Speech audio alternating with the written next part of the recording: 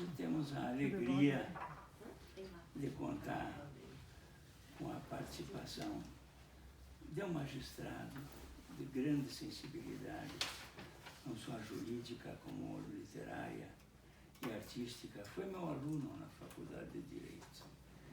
Durante algum tempo foi advogado, depois fez os concursos e hoje é desembargador federal do trabalho. E é uma dessas pessoas assim que trabalha com razão e com a imaginação, com a razão com os processos que ele tem que julgar, a lei trabalhista, e com a imaginação também, com as histórias que ele compõe. Recentemente ainda me doou um dicionário de Machado de Assis, com os personagens e expressões utilizadas, que ele inclusive adotou como definições, conceitos também. Eu sou profundamente grato pela sua presença, porque o nosso programa ele é informal. Os alunos vêm aqui sem que haja lista de frequência, vêm por sempre a vontade deles, estão despertando para isso, sabe? O que me deixa muito feliz também. E não tem, digamos assim, aquele caráter do monólogo, da aula, né? Hoje em dia os alunos estão muito cansados, talvez, do monólogo. Eu queria que a Thaís inicialmente dissesse alguma coisa sobre o nosso desembargador, cumprindo o nosso ritual.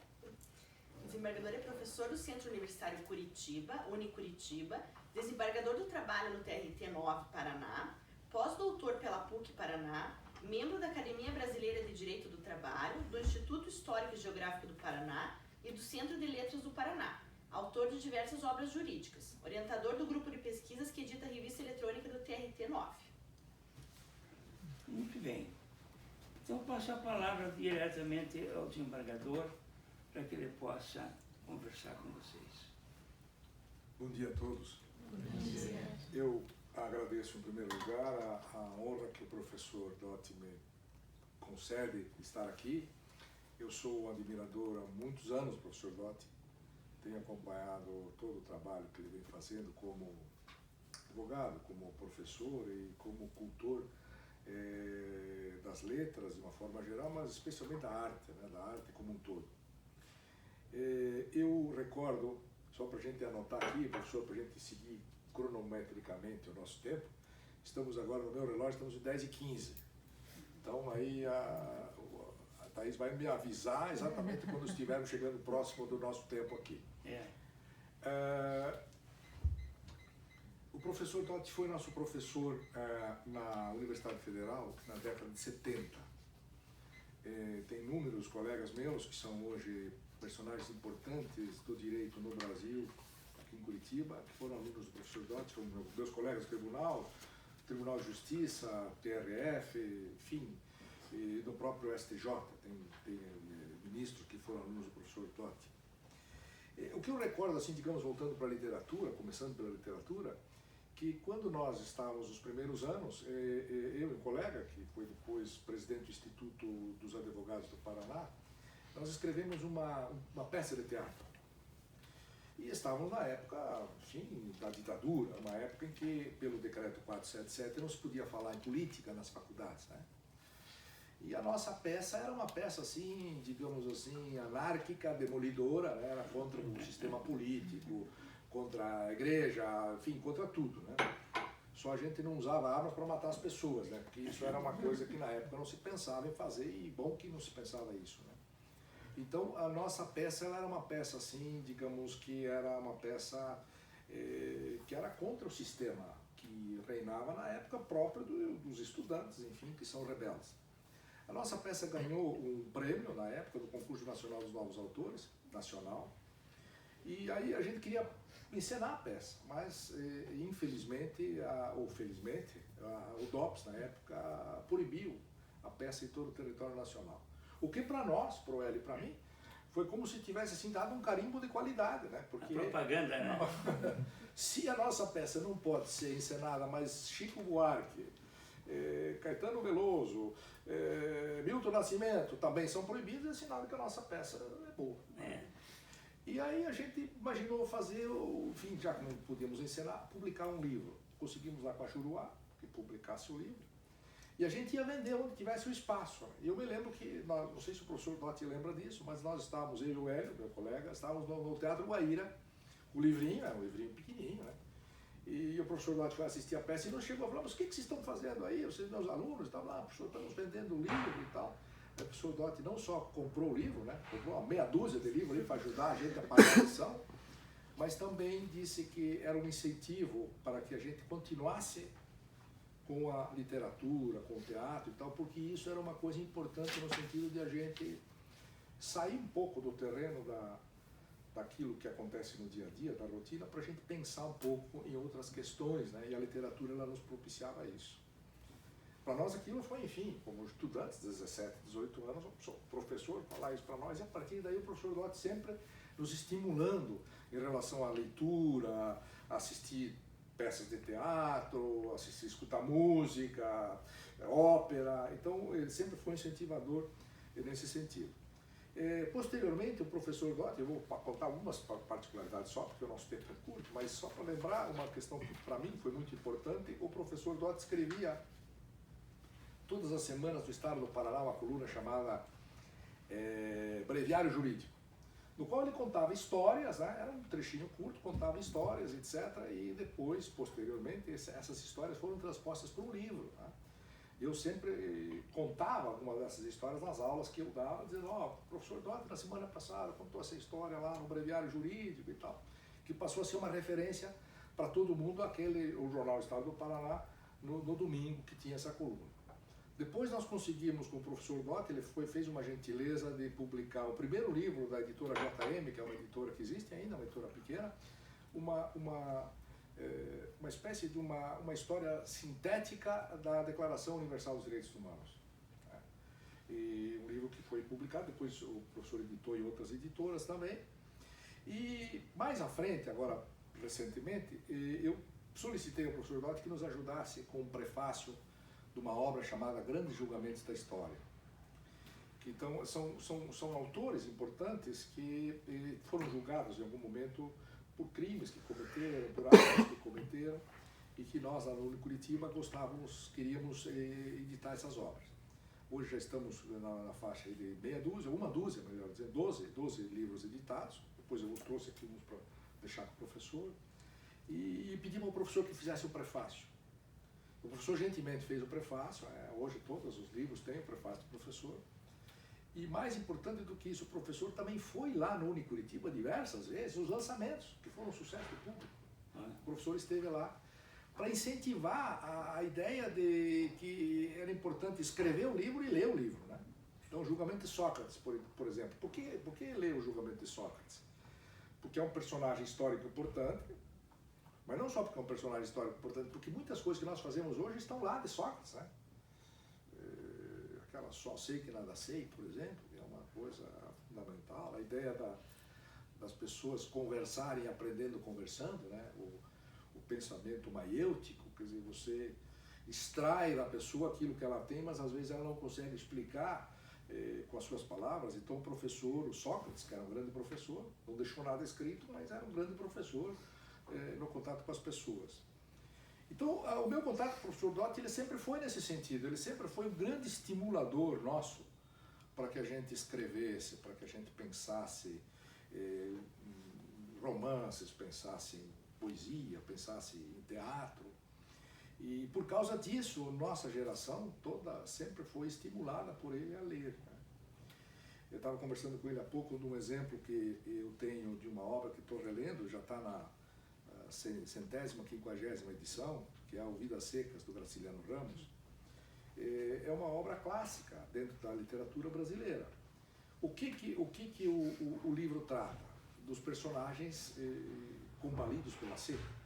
O Fabiano, que é o personagem masculino, a esposa, 2 filhos, e a Baleia, que é a cachorrinha, que é o personagem também do livro. Né? Então, o que eu estava falando com o professor Dotti, o que chama atenção no livro é que as personagens, a baleia, ela evidentemente, como o cachorro, não tem como se expressar em palavras, mas ela se expressa com movimentos, né? Com latidos. E o Fabiano, que é o pai, ele não consegue se expressar porque ele não teve formação para saber o significado das palavras. Então ele se expressa com os filhos como se ele fosse um cavalo, como se ele fosse uma vaca, como se fosse um pássaro, porque ele não teve a capacidade de compreender o sentido das palavras. Então quando as pessoas falam com ele, as palavras são como se estivessem atingindo ele, porque ele não consegue compreender o que as pessoas dizem. Por outro lado, a gente pode perceber que nós, quando vamos lendo alguma coisa, qualquer livro que nós lemos, tem frases, tem palavras que vão chamando a atenção, e eu tenho uma sistemática adotada há muitos anos já, de sempre que leio o livro, eu anoto, risco, né? Coloco pontos de exclamação, ponto de interrogação, para que aquele livro possa depois ser relido. Porque o mais importante da leitura nem sempre é uma primeira leitura, muitas vezes é a segunda, é a terceira. Né?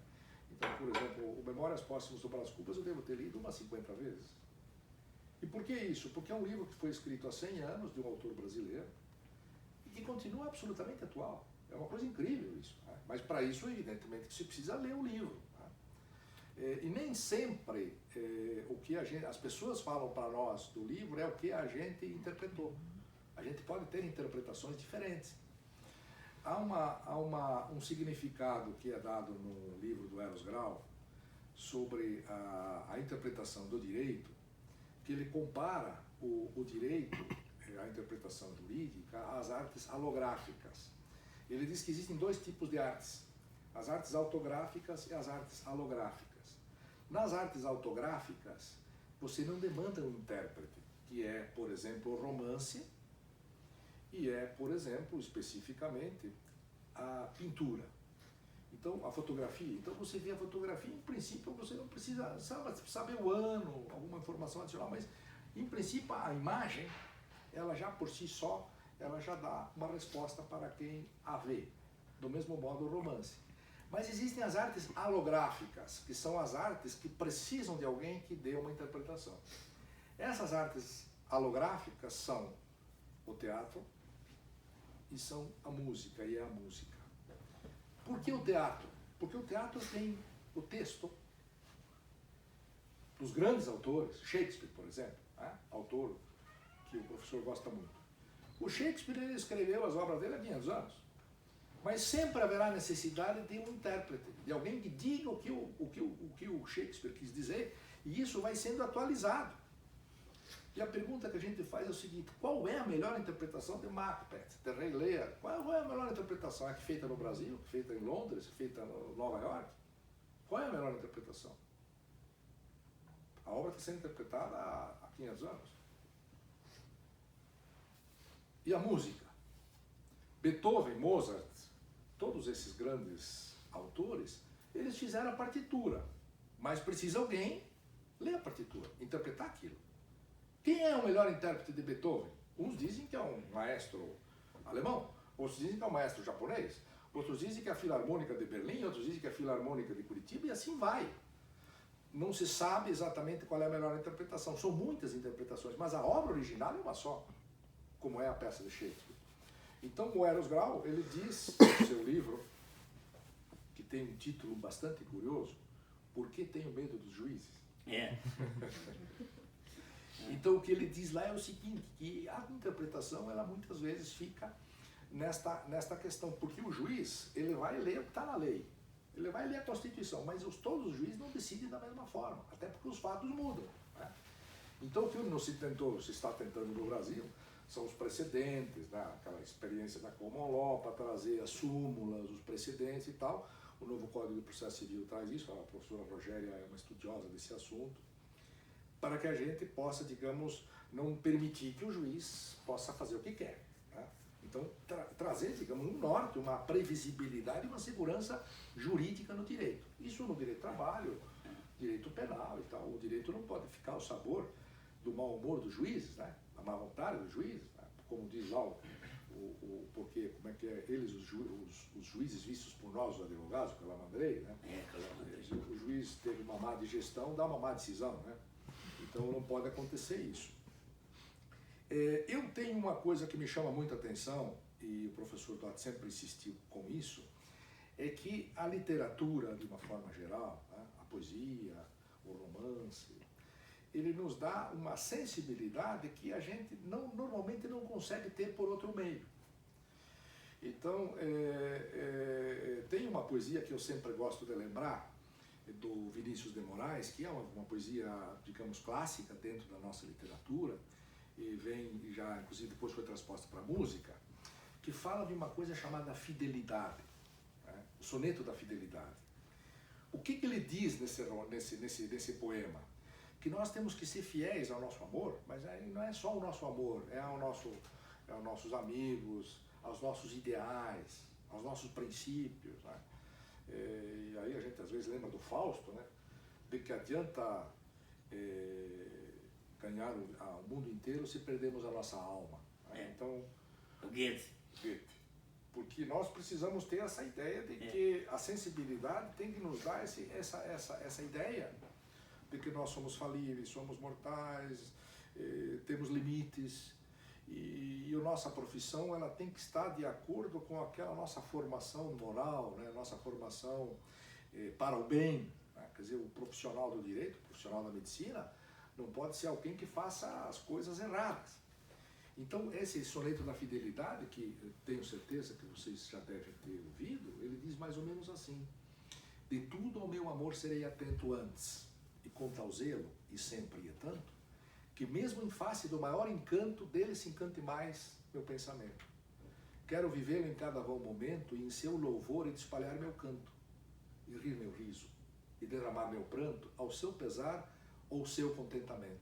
E assim, quando mais tarde me procure, quem sabe a morte, a angústia de quem vive, quem sabe a solidão, fim de quem ama, eu possa me dizer, do amor que tive, que não seja imortal, posto que a chama, mas que seja infinito enquanto dure.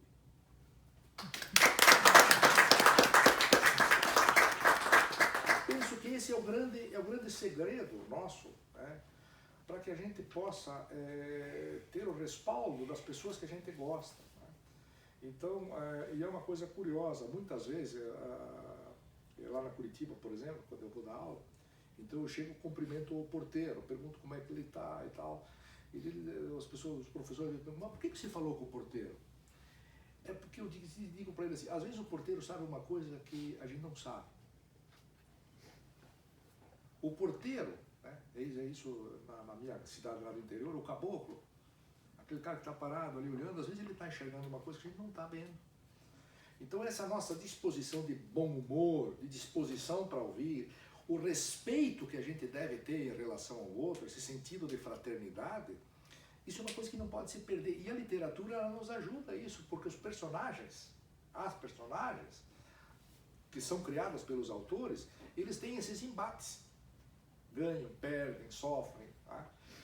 Vencem e muitas vezes não, têm os seus objetivos atendidos, às vezes não. Então, e é curioso, porque o melhor romance não é aquele que tem um final feliz.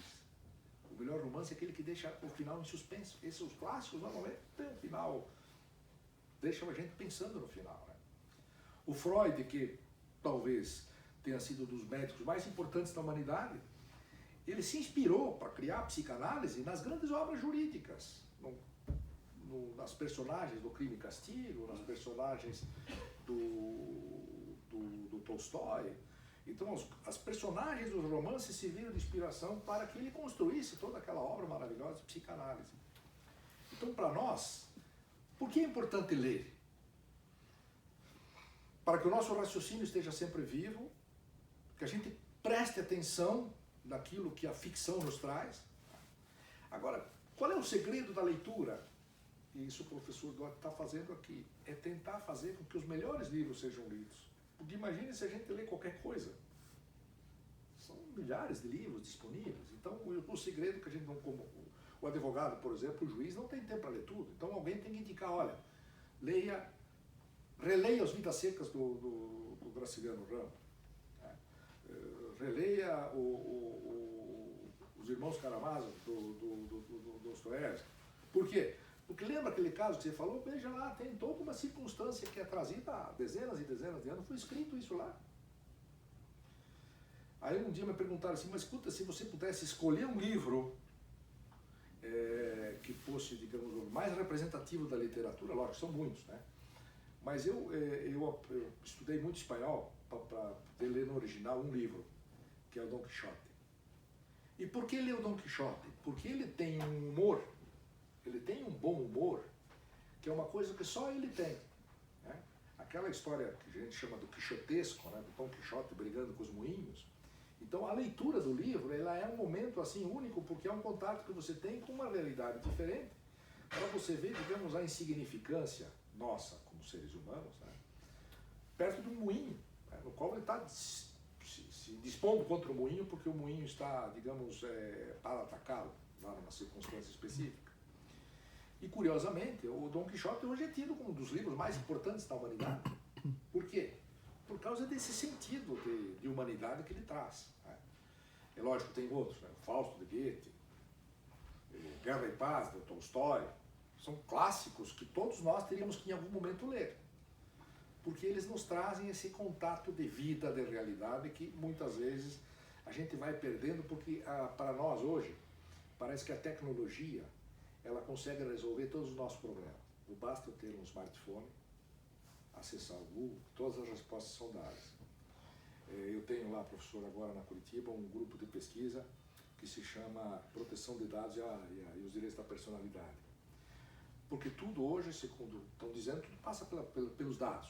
Tem que ser dados, né? Você tira a tua fotografia, coloca no banco de dados, coloca lá no banco de dados os dados do professor Dotti, os livros que ele escreveu. Então, lógico que são elementos importantes no direito, né? Para o exercício da advocacia, mas a tecnologia, aquilo que dizem que o juiz vai ser dispensável porque o caso vai ser poder julgado por um sistema de computador, por um sistema tecnológico, o advogado vai ficar dispensável, que é mais barato você consultar um programa que atenda aos interesses do cliente, mas sempre a telemedicina, que as partes vão poder ser atendidas pelo médico à distância. É evidente que a tecnologia vai ajudar, né? As operações complexas, o sistema eletrônico, enfim, tanto na medicina quanto no direito, mas sempre haverá necessidade de uma sensibilidade que não será passada em hipótese nenhuma para a tecnologia, a menos que a gente imagine que o ser humano passe a ser dispensável. Se chegarmos a essa conclusão, então, na verdade, aí não vale a pena ler, não vale a pena fazer mais nada.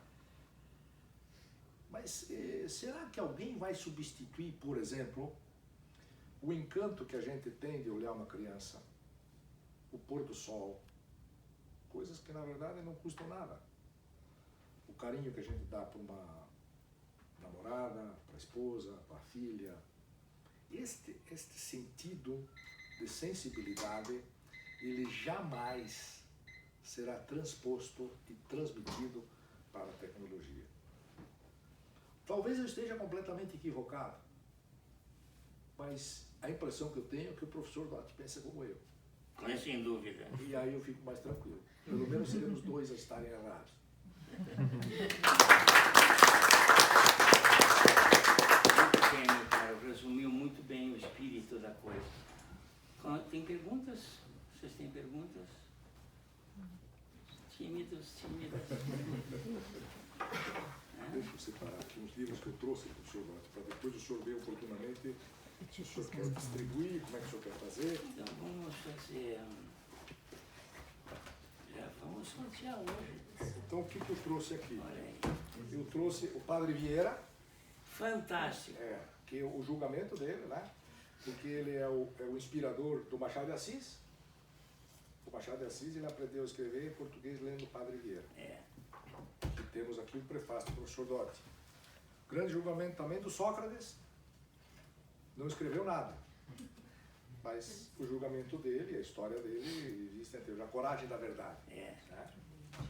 E trouxe aqui, professor, eu humildemente, evidentemente que eu não trouxe aqui para ser servida a referência, mas duas pesquisas, porque a minha obra toda é de direito de trabalho, né? E, enfim, depois, oportunamente, até posso falar para o professor. Mas eu mandei aqui um dicionário de citações do Memórias Póstumas. Por que este dicionário? Porque eu fui lendo, relendo e tal, e cheguei à conclusão seguinte, que tem frases do Machado de Assis que são imortais. Então, se a pessoa, no primeiro momento, não quiser ler o livro, leia as palavras, né? Depois, evidentemente, eu digo aqui, leia o livro, né? Então, eu fiz isso em relação ao Machado de Assis, Dicionário de Citações do Machado de Assis, do Memórias Póstumas, especificamente. E fiz um trabalho que é um trabalho de 40 anos, eu fui 10 anos advogado, depois sou 30 anos juiz, um dicionário básico de citações. Eu fiz aqui por temas, né? Que vão desde a admiração, que é a primeira palavra, o primeiro verbete, até a última, que é zelo. E aí tem todas as questões possíveis e imagináveis que eu fui anotando ao longo da minha vida. E daí um dia a jurada disse, o senhor não tem lá um livro que o senhor tem? Eu falei, olha, então vamos para estas citações, que ele é um livro, digamos assim, atemporal, né? Porque a citação do Wittgenstein, do Goethe, do professor Dott, são citações que vão estar aqui há 100 anos. Então, esses dois livros eu deixaria aqui, digamos, uma espécie de incentivo. Vamos. Então, primeiro é um sorteio do que nós anunciamos antes. Isso, professor, aqui, ó, Que esse é o primeiro, daí deixamos por último. O primeiro que abre. Esse é um livro que me influenciou muito. Muito bom esse livro. 15 milhões de exemplares vendidos. É. Opa!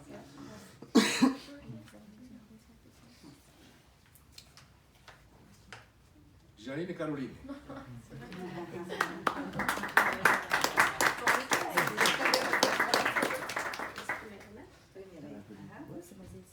Tiramos a foto.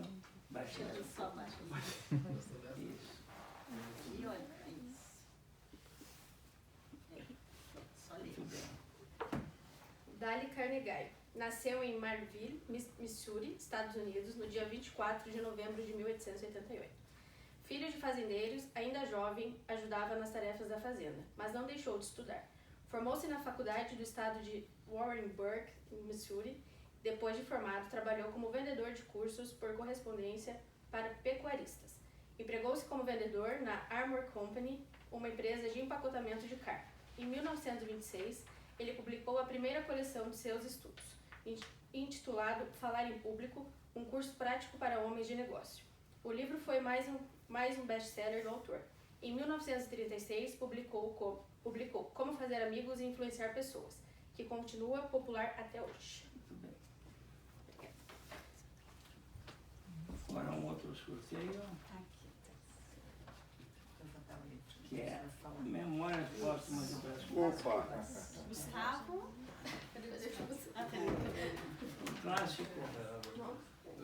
Um clássico da literatura brasileira. Tira foto. Ele só baixa. Tira uma foto. Que pega também o professor.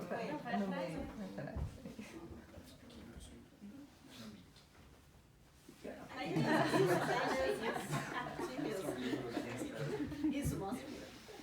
Isso.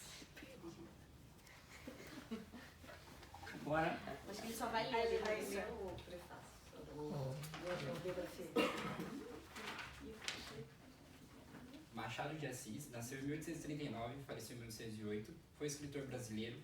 Helena Monha-Luva, Laia Garcia e Ressurreição. São romances escritos na fase romântica do escritor. Machado de Assis foi um dos fundadores da Academia Brasileira de Letras em 1896. Foi aclamado para presidente e, por unanimidade, logo na primeira reunião foi eleito. Ocupou a cadeira número 23.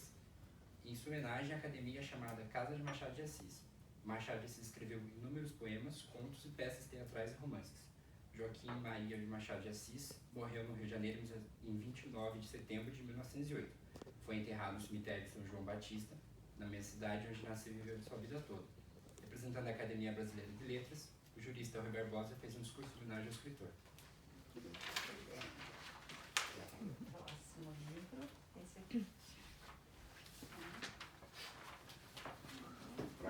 um clássico da literatura também, da Mary Shelley, Frankenstein. Já viram falar a palavra Frankenstein? Beatriz.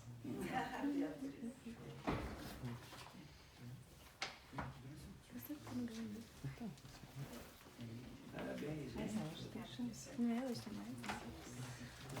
No meio aqui nosso.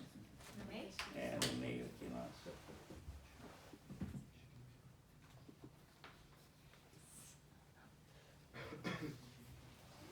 Você lembra, né?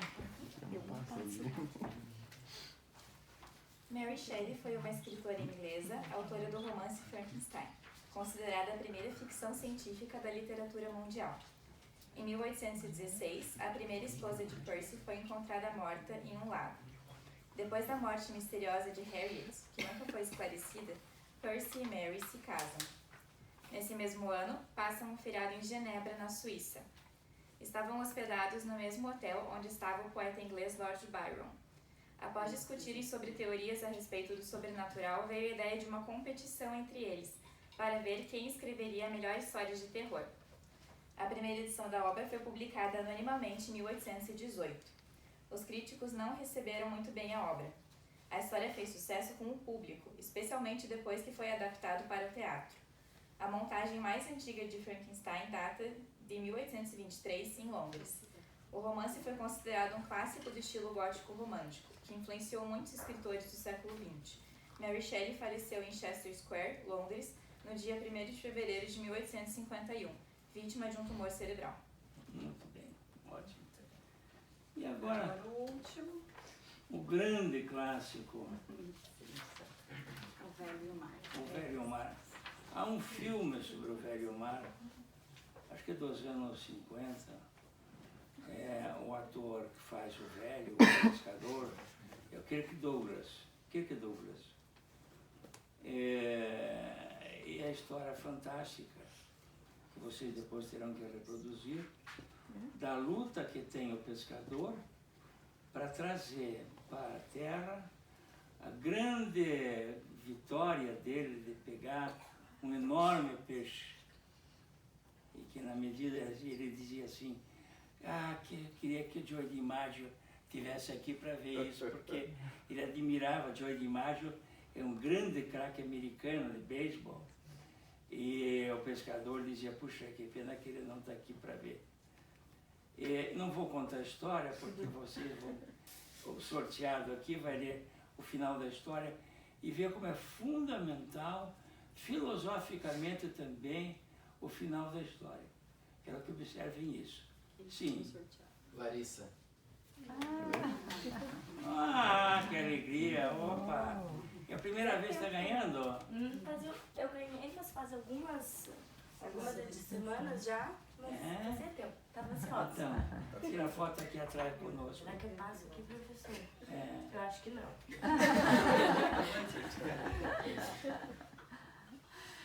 Só falta ser. Você vai ver um livro maravilhoso. Ernst, como pronuncia o sobrenome dele, professor? Hemingway. Foi um escritor norte-americano, nasceu em Oak Park, Illinois, Estados Unidos. Com 17 anos já escrevia para o jornal de Kansas City. Com o início da Primeira Guerra Mundial, entra como voluntário para o exército italiano. Ernst levou para a literatura o estilo sintético do jornalismo. Nota-se essa concisão principalmente em obras que refletem sua experiência pessoal. No livro, O Sol se Levanta, relata o cotidiano de um grupo de expatriados boêmios, ingleses e norte-americanos, em Paris e em Pamplona, depois da Primeira Guerra Mundial. No romance, Por Quem os Sinos Dobram, relata a história passada na Guerra Civil Espanhola, de um americano que se ligara à causa da legalidade na Espanha. Ernst casou várias vezes, morou durante muitos anos em Cuba, tornando-se amigo de Fidel Castro. Em 1954, ganha o Prêmio Nobel de Literatura. Muito doente, suicida-se com um tiro no dia 2 de julho de 1961. Seu corpo foi sepultado no condado de Blaine, nos Estados Unidos. Muito bem. Então nós temos agora a distribuição dos livros e o compromisso para a exposição próxima. Vamos então, Sócrates. Quem ganhou você está tirando, né? Eu só fiz aqui que eu coloquei a Larissa de volta sem querer. Sabe, ela ganhou duas. Sócrates. Ela não discordou dessa possibilidade. Não, é que agora eu ponho. Foram sorteados. Eu fiz um prefácio desse livro.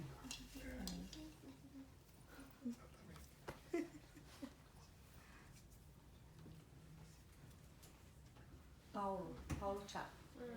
Paulo, Não pode participar. ganhar o último livro. Acho que só não. O último que o professor fez. Que boca, hein? Fernanda Borba.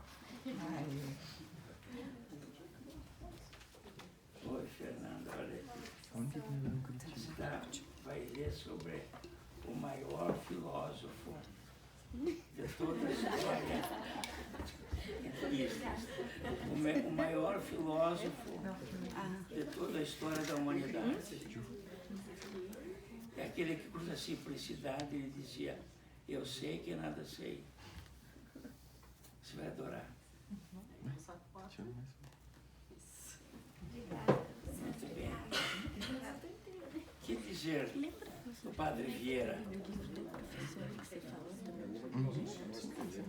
Padre Vieira, volta e meio cito, né? Aquela frase que diz assim que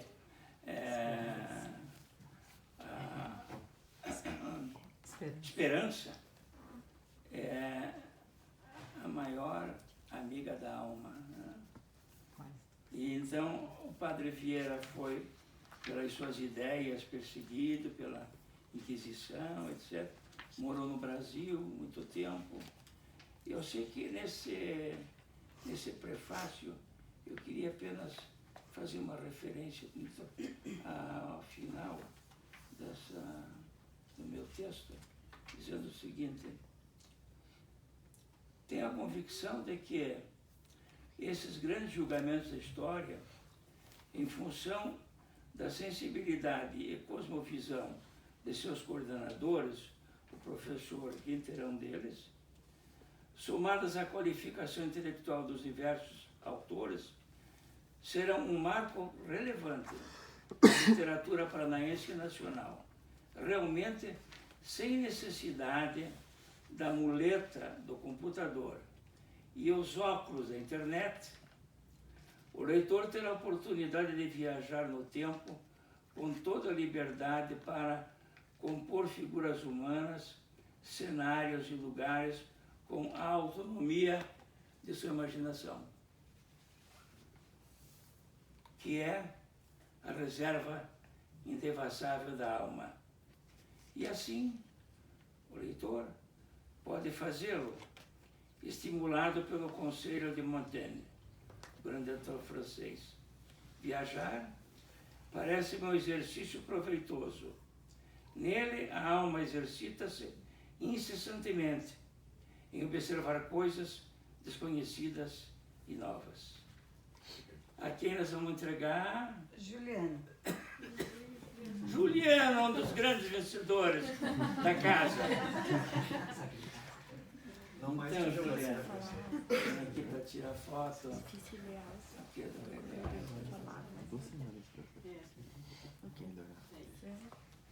então, memórias próximas, o professor explica o seu dicionário. O dicionário foi o seguinte, porque as pessoas sempre perguntavam assim, mas por que precisa ler Memórias Póstumas? Eu falei, bom, Memórias Póstumas é um livro que continua atual, foi escrito há mais de 100 anos, mas é um livro que continua atual. Mas o que ele diz? Eu falei, você precisa ler. Mas não teria uma forma assim de a gente ler, assim, digamos, uma espécie de um aperitivo antes de ler o livro? Porque o livro começa contando a história de uma pessoa que está contando a partir, digamos, ele faz o contrário, não conta, ele conta, na verdade, as memórias póstumas da morte dele, ele começa contando no dia que ele morreu e vai voltando, né? Então, muitas pessoas dizem, mas será que é interessante ler? Então, o dicionário, ele pelas frases, né? Pelas frases que ele traz, dá uma ideia, digamos assim, do que ele traz dentro da... Ver se encontro aqui uma frase que possa demonstrar isso aqui. Uma frase... Eram palavras e frases comuns na época que foi escrito o livro. Então, por exemplo, ele fala aqui do arrependimento, né? Infelizmente, a gente continua sempre tendo arrependimento. Às vezes por coisa que a gente fez, às vezes por coisa que a gente não fez. Diz ele lá. Arrependimento. Oprimiam-me duas coisas. A ambição, que um escrúpulo devassara, e logo depois a dúvida e talvez o arrependimento. Mas um arrependimento que viria outra vez se repetisse a hipótese, porque o fundo supersticioso existia. Duvidava da superstição sem chegar a rejeitá-la. Essa persistência de um sentimento que repugna ao mesmo indivíduo era um fenômeno digno de alguma atenção. A gente às vezes está repetindo, mas a gente não sabe explicar isso, né? Então a frase dele, porque a frase do Machado de Assis, como diz o professor, são frases às vezes que a gente não o tipo de escrever hoje é um pouco diferente, né?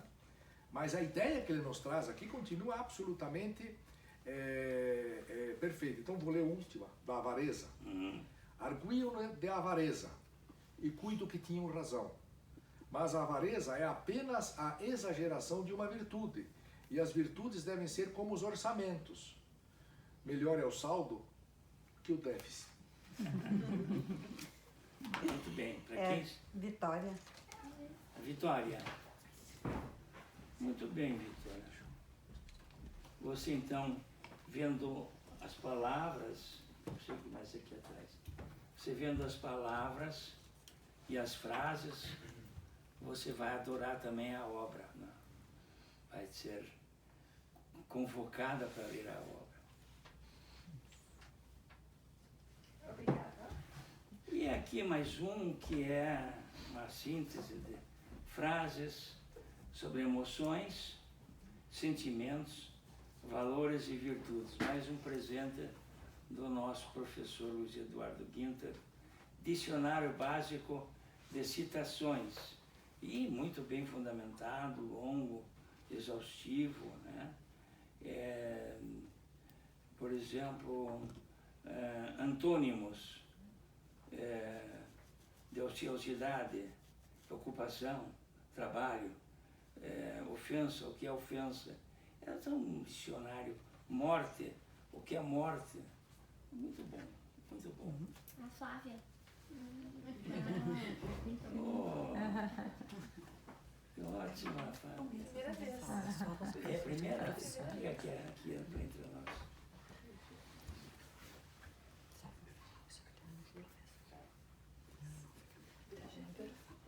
Então, muito bem. Então, nós vamos chamar a Vitória para falar sobre as melhores crônicas de Fernando Sabino. Mulher do vizinho. Isso mesmo, é a síntese. Tem 5 minutos.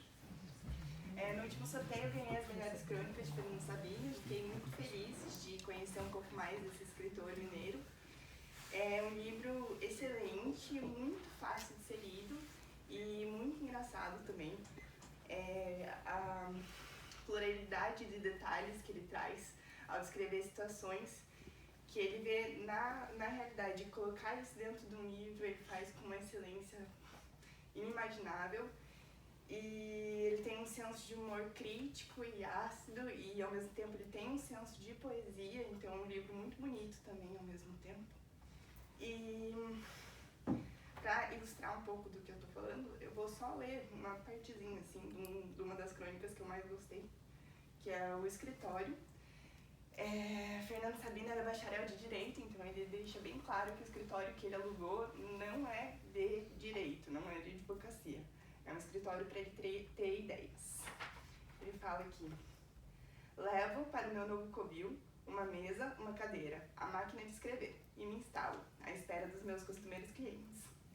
Estranhos clientes estes, que entram pela janela, pelas paredes, pelo teto, trazidos pelas vozes de antigamente, vindos numa página de jornal ou num simples ruído familiar, projeção de mim mesmo, ecos de pensamento, fantasmas que se movem apenas na lembrança, figuras feitas de ar e imaginação.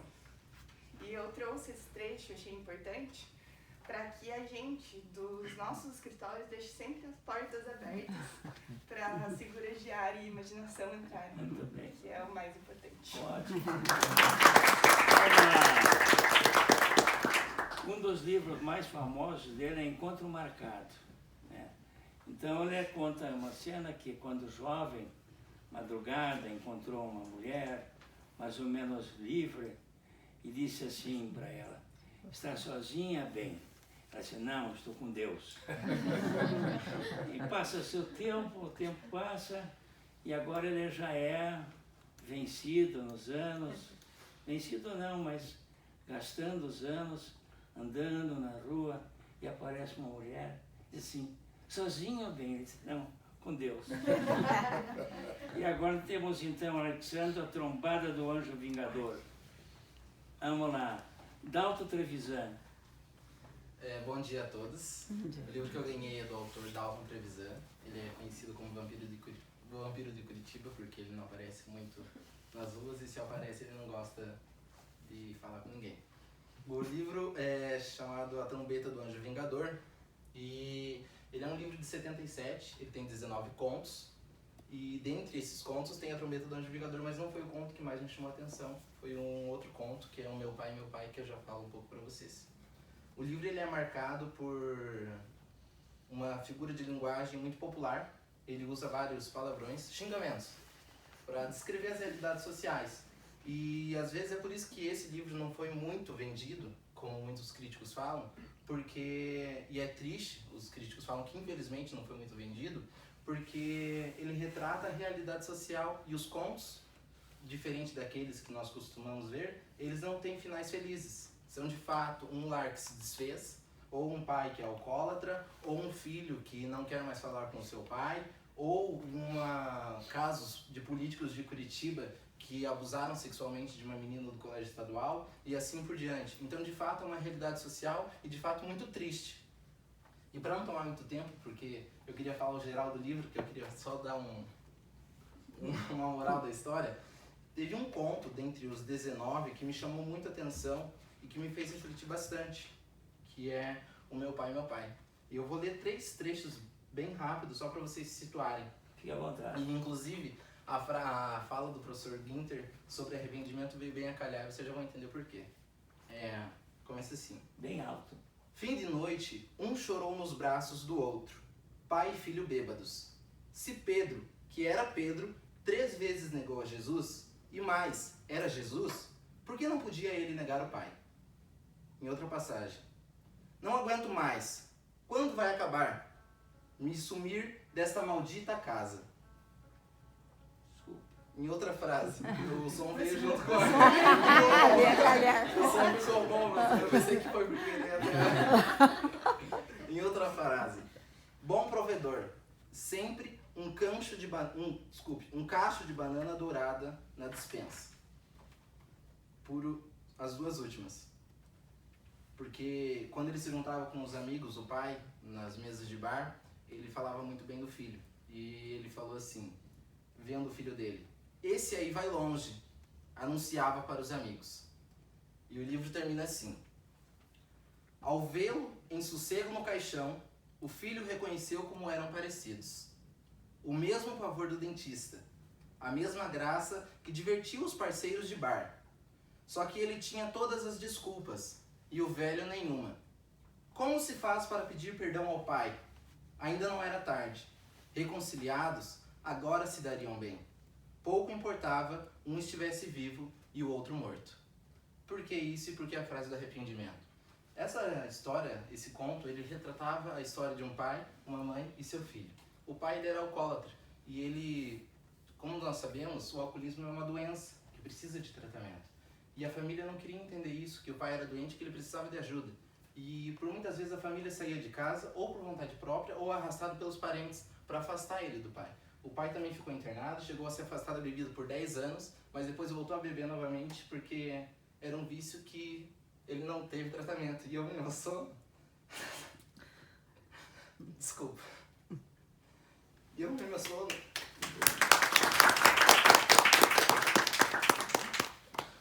Eu me emociono porque o meu tio é alcoólatra. E faz 2 anos que ele saiu de casa para buscar tratamento. E eu lembro dele chegando e pedindo um prato de comida, porque ele morava no fundo da minha casa. E por muitas vezes ele não era compreendido pelas pessoas por causa do alcoolismo. E as pessoas, muitas vezes, ele jogava na rua, as pessoas davam risada ou pensava que ninguém ligava para ele. E essa história me tocou muito, porque a gente tem que chegar ao lado do outro. A gente precisa aproveitar o hoje. O arrependimento é fundamental para essas coisas. Então, eu não planejava me emocionar. E é isso que eu deixo, gente. Aproveitar e entender o lado do outro.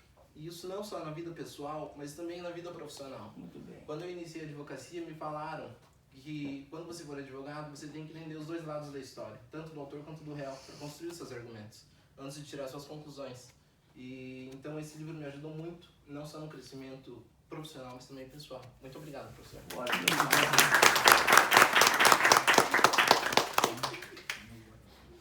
Então agora nós temos Rodrigo. Professor, Você vai dizer sobre a revista da Academia isso. Paranaense de Letras. Primeiro, bom dia, professor. Bom dia, professor Winter, todo mundo, meus colegas. Antes de mais nada, acho que tomo a liberdade de falar um pouquinho do Alex. Acho que a literatura, bem breve, a literatura é isso, é sensibilidade. E dispenso palavras, Alex, você demonstrou isso agora. Não preciso falar mais nada. Como o professor disse, é meu livro que eu ganhei no último encontro. Antes, desculpa, também estou com minha voz meio... Mas tem problema. A revista da Academia Paranaense de Letras, edição 64, de 2014. Como todos bem sabem, é um livro que reúne diversos textos, diversos autores, diversos temas também. Eu separei 2 deles, mas eu vou me restringir a um só, que foi o que mais me chamou a atenção. É o chamado A Pedra Filosofal, escrita por Albino Freire, detentor da cadeira 21 da Academia. Antes de abrir um parênteses, alguns colegas durante a semana, quando eu recebi esse livro, brincaram comigo. Eu não lembro de ter visto o livro do Harry Potter ser sorteado, mas eu acho que remonta à primeira saga, a etapa, né, de J.K. Rowling, assim que pronuncia, né? Mas confesso que a ideia trazida no livro de Albino não é totalmente dissonante da ideia trazida pelo Harry Potter e a Pedra Filosofal. Ouso dizer, inclusive, que o personagem que Albino Freire traz, ele remonta ao grande vilão Lord Voldemort. E lógico, o elo de ligação que liga eles é a Pedra Filosofal, obviamente. Só que cada um, personagem de Albino e Lord Voldemort, tem a distinção que cada um utiliza a pedra de um propósito diferente.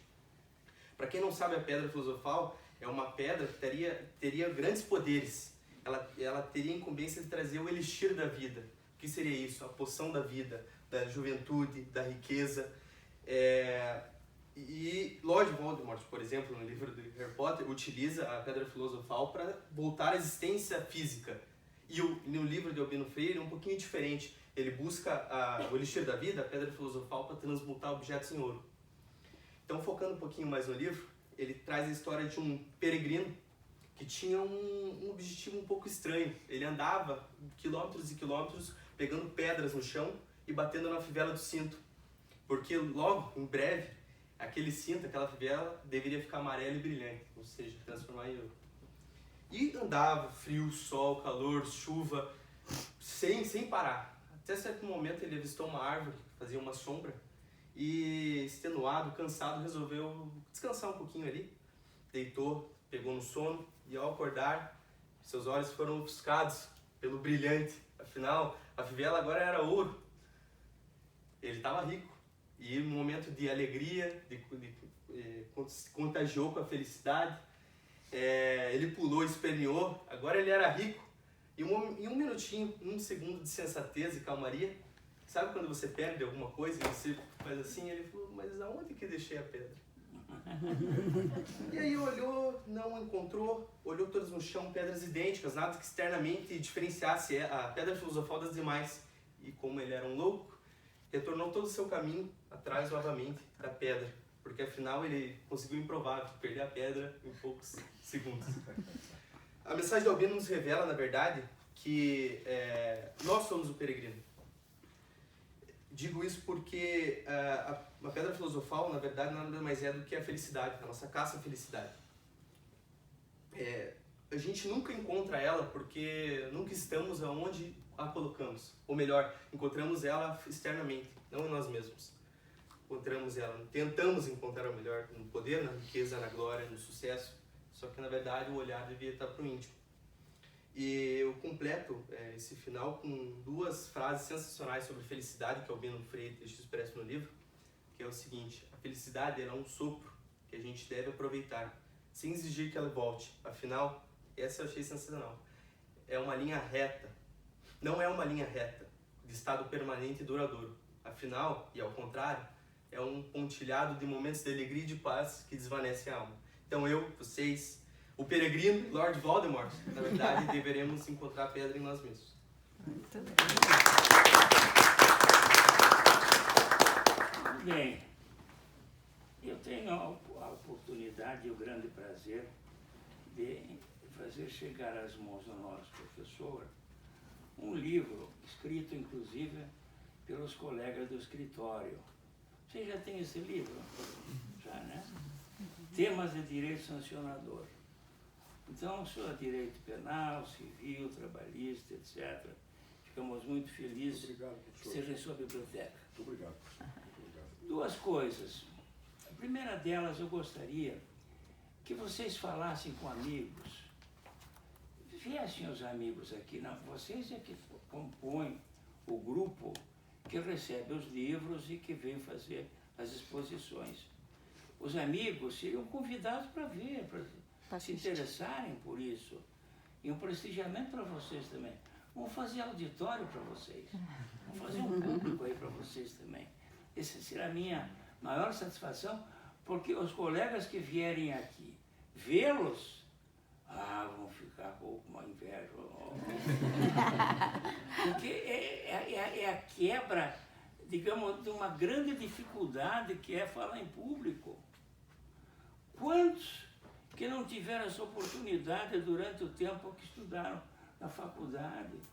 E aí vão na primeira, vão na primeira audiência, o juiz passa a palavra ao advogado, ele não sabe o que dizer. Então, esse é um ponto muito importante para vocês. Eu gostaria que, livremente, qualquer amigo, amiga e tal, olha, vamos lá, ver, tornar, digamos, este evento algo que se mantenha durante os anos, esteja eu, esteja o outro. O segundo é um desafio para vocês. Eu quero fazer o nosso... a nossa próxima edição na próxima sexta-feira. Que tinha dado antes 2 semanas entre uma e outra. A vontade de vocês, a capacidade de vocês sintetizarem, eu acho que vocês podem fazer assim, sem dúvida nenhuma, de semana a semana. Estão de acordo? Os que estão de acordo ficam sentados. Obrigado, prazer em vê-los. Vamos tirar foto coletiva, né?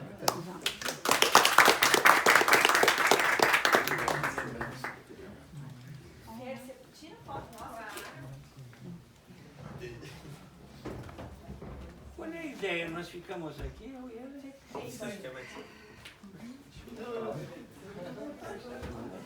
Eu tenho sentido, percebeu, né, como eles interpretam bem, leem tudo. Em cima? Não, vou ficar aqui.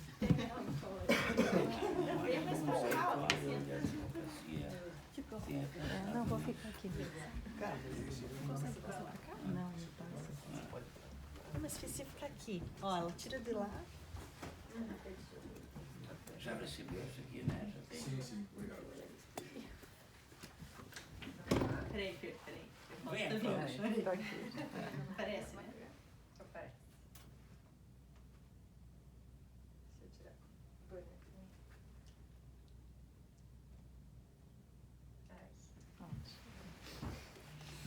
Tudo bem, professor? Fiquei muito honrado, viu, professor? Muito honrado mesmo de participar. Foi um aprendizado. Como são queridas, não? Parabéns, meu caro. Obrigado, professor. Alexandre. Obrigado, professor. Parabéns. Obrigado. A sensibilidade é a maior virtude do advogado. Obrigado, professor.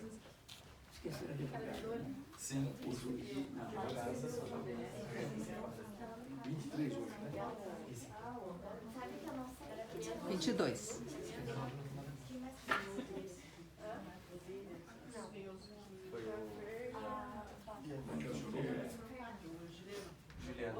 Conta uma história que o governador Ney Braga estava reunido com o secretário de Estado. Numa certa altura, o Ney Braga disse assim: que horas são? Aí um dos já disse assim: a hora que quiser, governador. Caiu um cartório depois, cartório de imóveis. Chamava-se Cúnico. Tem também aquela do pessoal que foi lá tomar posse na pandemia.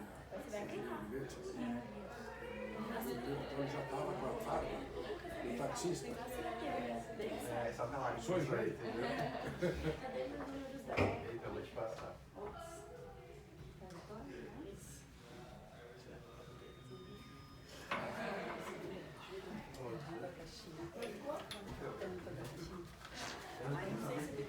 Vamos pegar o autógrafo aqui da pessoa mais importante do livro aqui, que é o prefaciador. Ele que é a pessoa mais importante do Quantas livro. fotos, não?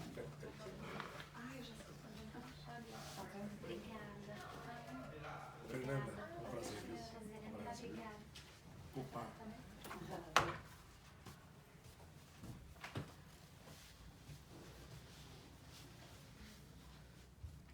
Você está formando sua bibliotecazinha também. Com a nossa contribuição.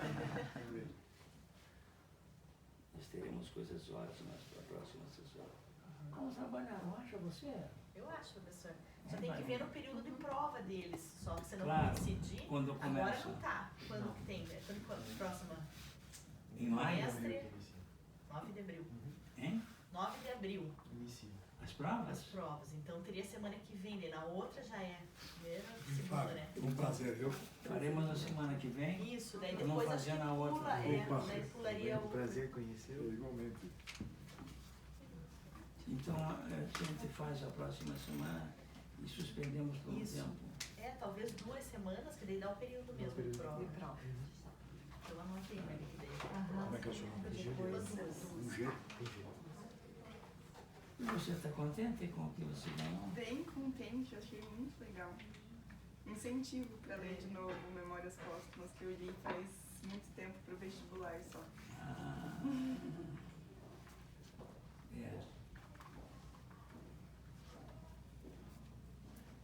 E a leitura que a gente faz na escola, pro vestibular, a gente vê com outros olhos, é meio uma obrigação, então você acaba não admirando muito, né? Exatamente. Coisa muito rápida. Exatamente. É. Eu li o Juliano. da baleia, que eu não lembro qual que é o nome, que o professor falou. Professor, muito bom ouvir o senhor falar de novo. Eu tive aula com o senhor na faculdade, adorava muito suas aulas. Não. Que legal, Olha aí. oportunidade de ver. Olha aí. Os seus pais? Oi? Não, eu tive aula com o professor na faculdade, não, em Curitiba. Eu fiz jeito de trabalho com o professor. Olha aí. Tá vendo? O senhor vê, professor, que a vida é a arte do encontro. Às vezes há desencontro, mas tem muito encontro também. Seu primeiro nome, como é que é? É Victoria.